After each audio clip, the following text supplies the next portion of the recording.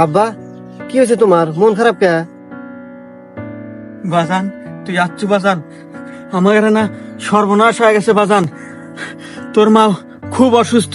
আমি ডাক্তার আনছিলাম, ডাক্তার কইলো যে কাল দিন 12টার ভিতরে যদি তোর মাকে অপারেশন না করা যায় তাহলে নাকি তোর মা বাঁচবো না। কি বলো আব্বা? তাইলে আমরা তাড়াতাড়ি মার অপারেশনটা করি। অপারেশন তো করবো বাবা, কিন্তু বাংলাদেশে এই চিকিৎসা নাই। এই ইন্ডিয়া নিয়ে যাওয়া নাকবো, আর ইন্ডিয়া নিয়ে যাতে টাকা নাকবো 3 লাখ।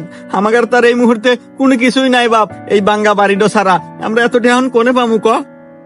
আব্বা, তাহলে এক কাজ করো, এই বাড়িটাই বেঁচে দাও। বাজান, আমরা যদি এ বাড়িটাও বেচে দেই তাহলে আমরা থাকমু কনে ক? দেখো আব্বা, দরকার পড়ে গাছতলায় থাকমু, মায় যদি না থাকে বাড়িঘর দিয়ে কি হরমু। আব্বা, তুমি বাড়িঘর বিক্রি করে মার চিকিৎসাটা করো, মা আগে বাঁচুক, তারপরে যাওয়ার হবো। ঠিকই করছো বাবা, সময়ও তো বেশি নাই। তাহলে আমি বিকেলে এই মন্ডলের কাছে যা বাড়িটা বেচে দিয়ে টেহা নিয়ে আসি।